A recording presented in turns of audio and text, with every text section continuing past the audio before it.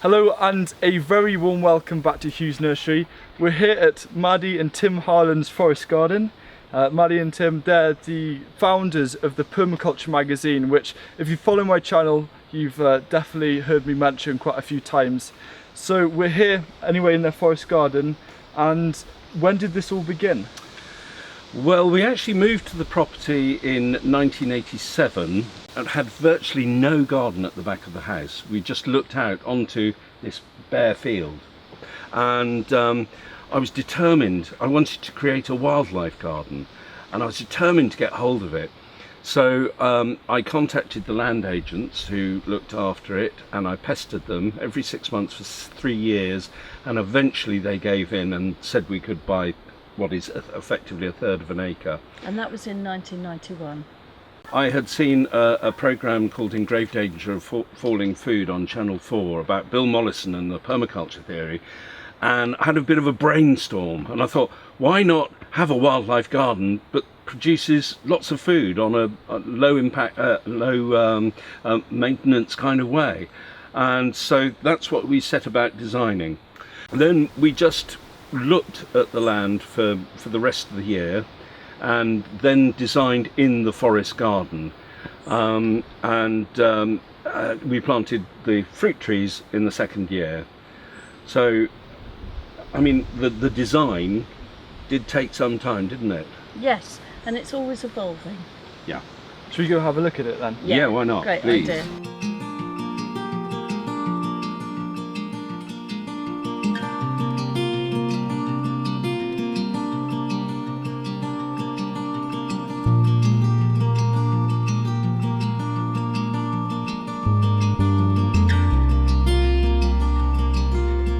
This is one of my favourite trees. It's a Nepalese pepper related to the Szechuan, which is commonly used in Chinese cooking.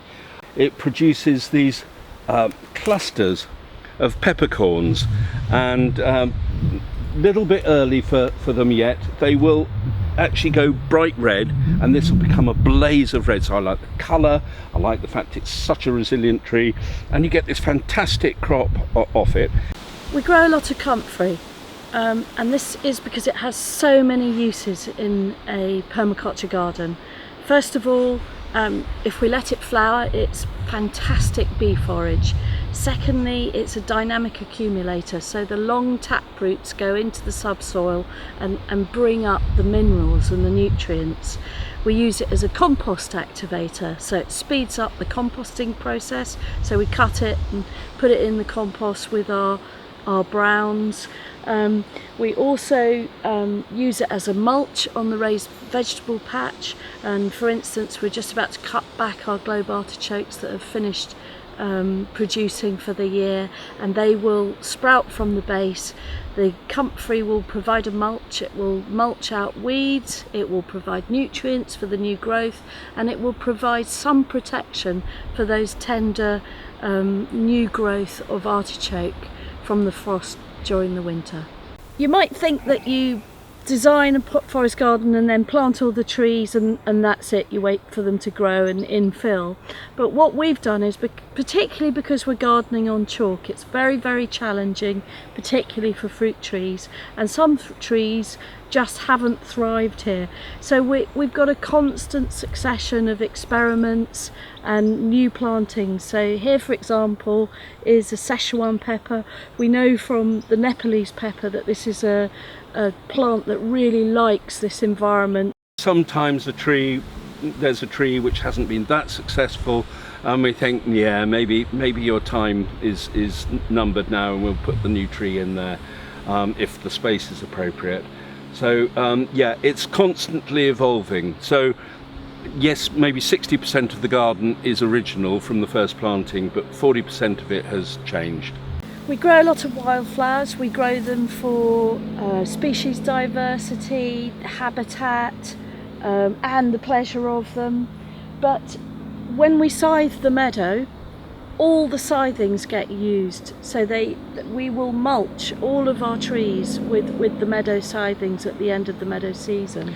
And the meadow right here goes on the trees right here, and over the other side the cuttings from there go on the trees that side. We're always trying to minimize the distance we carry things, and we try and do as little work as we possibly can.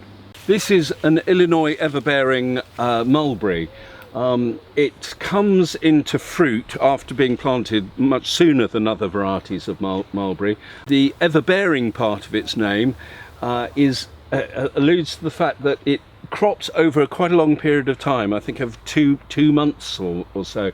So it's not a crop that you harvest in one go, it's a crop you come and forage from over a long period of time. This is a Siberian pea tree. It's a nitrogen fixer, so it's leguminous, and it has tiny little yellow pea flowers that then form lentil-like seeds. A lot of people grow it in chicken runs because it's very good chicken forage. The seeds drop to the ground, chickens love it. We grow it here because it is part of our ecosystem, and it's fixing nitrogen in the root system beneath the soil, and then it's helping feed the fruit trees around it. So we have an abundance of fruit.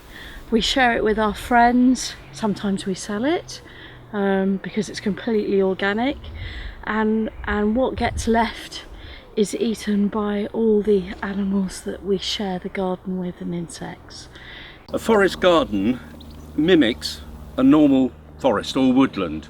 So where in the woodland over there we have a top story of oak and beech, and then an understory of perhaps hazel and holly, and then ground cover and brambles and all that sort of thing.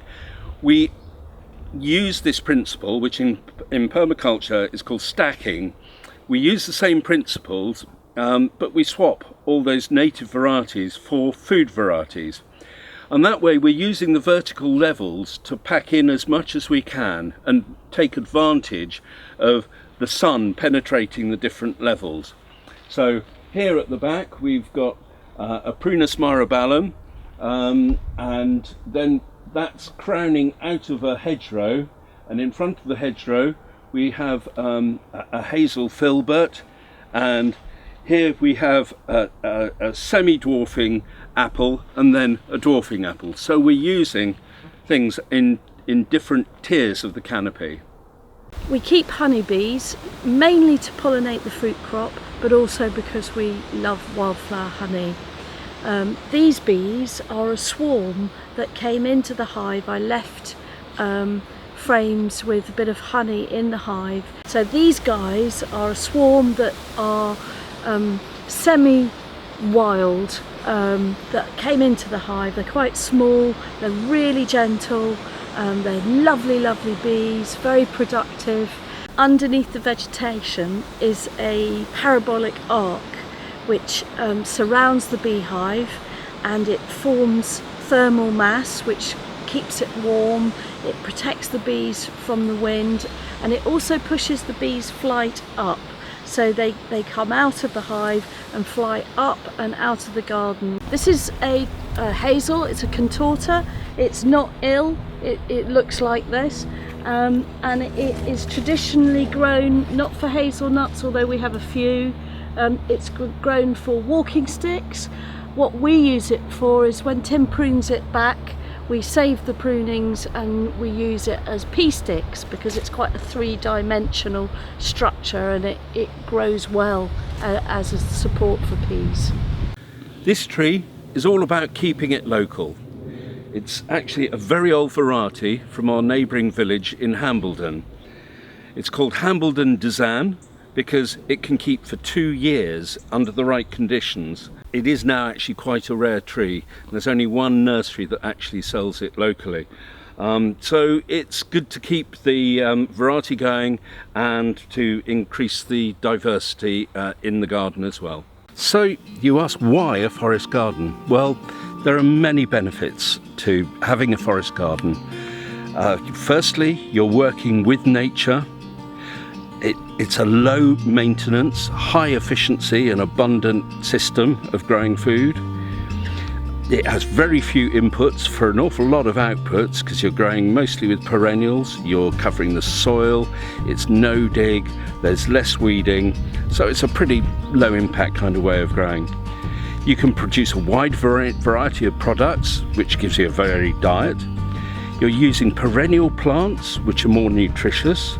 One of the most important benefits is that it's extremely environmentally beneficial. You're locking up carbon dioxide, you're creating soil structure, you're stopping soil eroding, and you're creating many, many benefits for wildlife. So if you want to grow a wildlife garden with food, grow a forest garden. And to find out more, there are books about forest gardening, like How to Make a Forest Garden and Creating a Forest Garden, easily found. You can also go to permaculture.co.uk, where we've got lots of posts and videos. You just put forest gardening in the search box. We've got a playlist on our YouTube channel, which is Permaculture Media, which has got numerous forest gardening videos. And most important of all, just have a go. Don't be intimidated if you've never gardened before, because this is common sense and intuitive, and it's easy to learn how to do it.